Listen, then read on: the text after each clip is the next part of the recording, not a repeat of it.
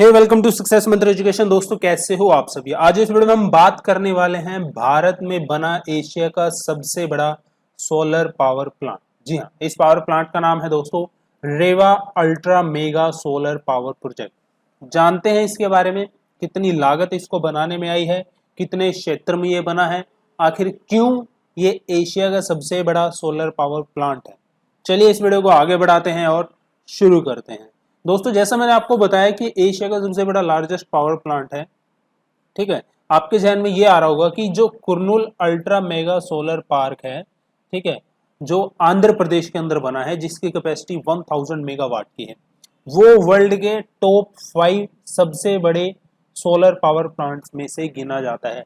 तो फिर ये Kurnool ultra mega solar park Asia का सबसे बड़ा जो है सोलर पावर प्लांट क्यों नहीं है। दरअसल बात यह है दोस्तों, ये जो Kurnool ultra mega solar park है ये 2 हिस्सों में बना हुआ है, ठीक है। तो यहाँ से जो इलेक्ट्रिसिटी जनरेट होती है उसको एक स्टेशन के द्वारा मिलाया जाता है पावर स्टेशन में और उसको आगे सप्लाई कर दिया जाता है। यानी कि ये 2 साइड पे बना है। कितनी साइड पे बना है?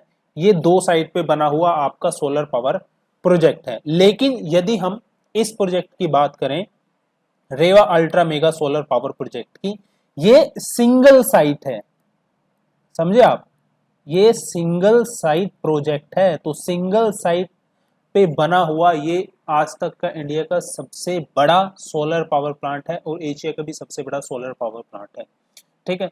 सो यदि आज हम इंडिया की बात करें तो इंडिया की जो आज कैपेसिटी है सोलर पावर प्लांट को लेके, तो सोलर पावर एनर्जी की जो इंडिया की आज कैपेसिटी है वो 37.627 गीगावाट तक पहुंच चुकी है, ठीक है, जो कि इंस्टॉल्ड कैपेसिटी है। और यदि हम Kurnool ultra mega solar power project की बात करें, उसको बनाने का खर्चा 7000 करोड़ का आया था और ये जो आपका प्रोजेक्ट है ये 5932 एकड़ जमीन के ऊपर बना हुआ है, ठीक है।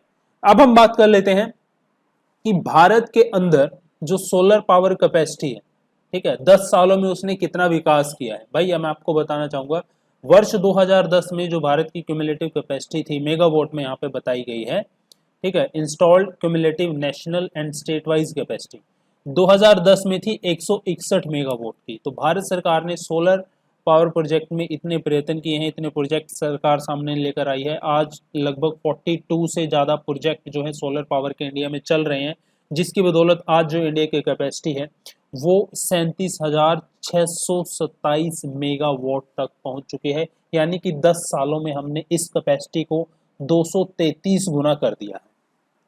अब हम इस वीडियो में जानते हैं ये इस प्रोजेक्ट के बारे में, ठीक है, रेवा के बारे में। दरअसल दोस्तों ये जो Rewa ultra mega solar power project है, इसकी घोषणा की थी 5 जुलाई 2020 को। चीफ मिनिस्टर हैं मध्य प्रदेश के शिवराज सिंह चौहान, घोषणा करते हैं कि 10 जुलाई 2020 को हमारे देश के प्रधानमंत्री श्री नरेंद्र मोदी जी मध्य प्रदेश के रेवा डिस्ट्रिक्ट में 750 मेगावाट कैपेसिटी वाले Rewa ultra mega solar power plant के उद्घाटन करेंगे। तभी से ये चर्चा का विषय बना हुआ है। अब हम बात कर लेते हैं दोस्तों ये कितने एकड़ में बना है। जैसा मैंने आपको बताया है सिंगल साइट ये आपका प्रोजेक्ट है, सिंगल साइट, ठीक है। तो सिंगल साइट में कितने लैंड का यूज किया गया है? इसमें 1590 एकड़ लैंड का यूज किया गया है। और ये जॉइंट वेंचर कंपनी बनाई गई है किसके द्वारा? हमारे देश की solar energy corporation of India और मध्य प्रदेश की ऊर्जा विकास निगम लिमिटेड ने, ठीक है, एक जॉइंट वेंचर कंपनी बनाई है और उसका नाम रखा है Rewa ultra mega solar power project.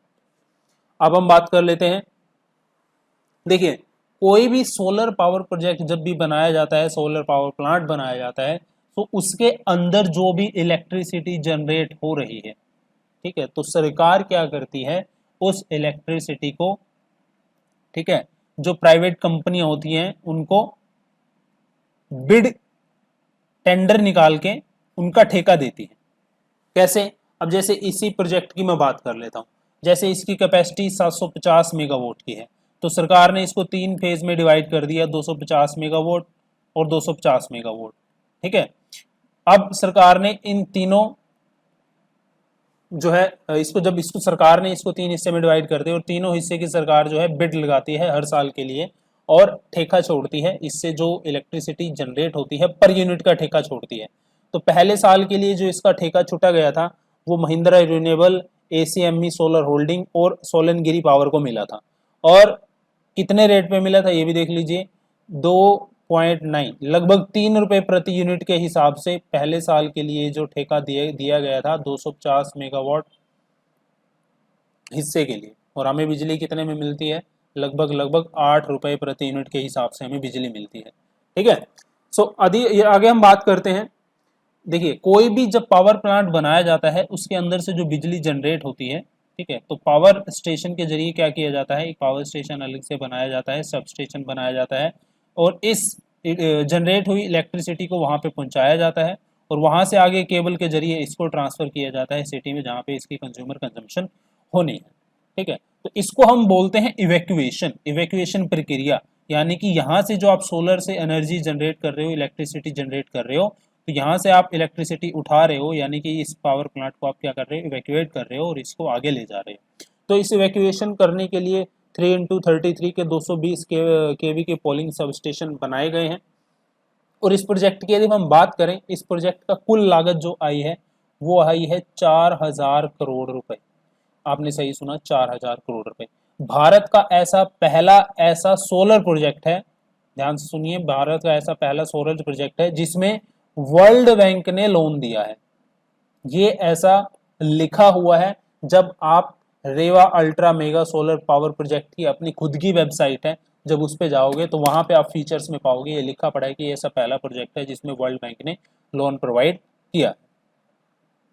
अब यदि हम बात कर लें, जैसे मैं आपको बता रहा था एग्जाम्पल के तौर पर, कि 31 जनवरी 2018 को वर्ल्ड बैंक ने $30 मिलियन का लोन दिया था। किसके लिए, इस प्रोजेक्ट के इंटरनल इंफ्रास्ट्रक्चर को कंप्लीट करने के लिए।